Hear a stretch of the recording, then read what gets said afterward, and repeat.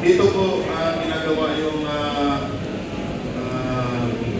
pag-iintiga po ng ICC. Sa Maidas po ito, presidential suite po. Diyan po nila ini-interview sir, yung mga witness na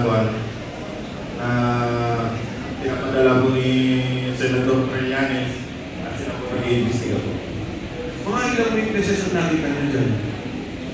Marami po yan sir year sir Sige, pwede mo salita. Kung narinig mo ninyo. year na to sir, 2024, pangalawang balik na ito ng ICC. Doon na po yung sunod-sunod araw-araw po yung investigation po nila. May kasama ko po ito magpapatuloy po si Sarge Darungan po, si Sarge Stube, si Tagdala po, si Sarge Valderrama po. Sige, Sarge, pwede. Hindi, may mic siya. Sir, actually, maraming mga nag-figure doon. Papalit-palit din sa every, tapos ng trabaho nila, iba naman ang investigator, papasok. So mga tuwing, yung una, December, ito 2024 na to. Tapos, dire-diretso. 2024 po, tapos nagtigil naman sila, 2025 naman sa tuwa.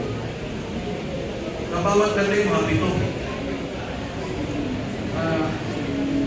Yung ICC po is dumadating po 5, tapos papalit-palit na po sila bago iba na po ng grupo na investigator.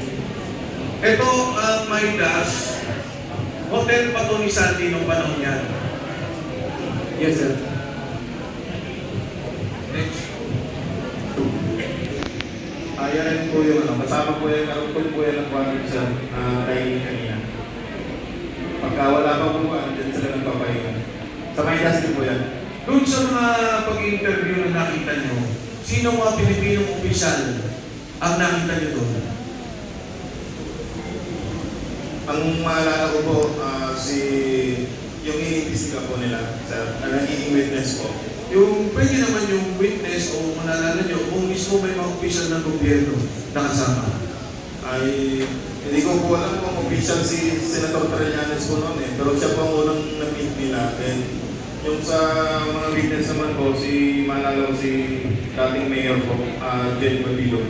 Ako po kasi nagsundo sa kanya sa lobby sir papunta sa taas. Right?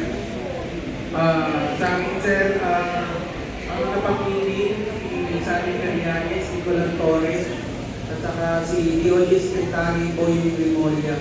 Nung time na ako na nagpalit kay Mark. Ulit. Dahan-dahan. Pakiulit. Nung time na ako na nagpalit kay Mark, nung 2 months. Mark Texay. Yes, so. Okay. Bali ako na po yung assistant ng ICC. Nakita mo nag-meeting dito. Sa Maidas. Yes, sir. Sa Maidas. Yes, sir. Iba pa yung sa bahay ni Ombudsman Boy. Yes, iba yun, sir. Then, binitin din namin yung pumatay kay Ian dun sa Bilibid Prison, yung tatlong pulis pa.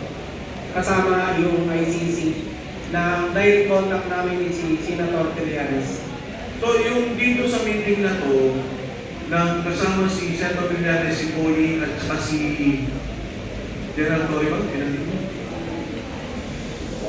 General Torres, sir, sa bahay po na sa Binian.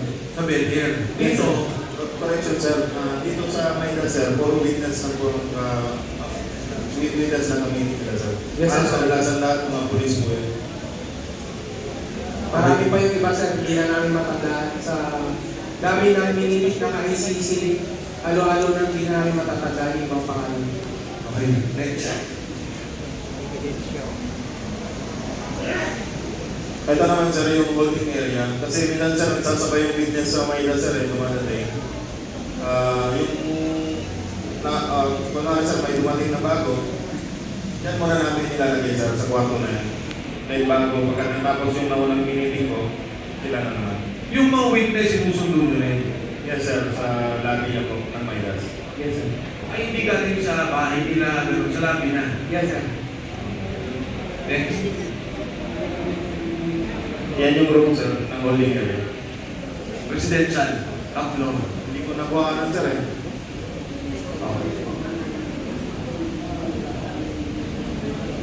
Balik mo na, ano ba yun? Sino yun?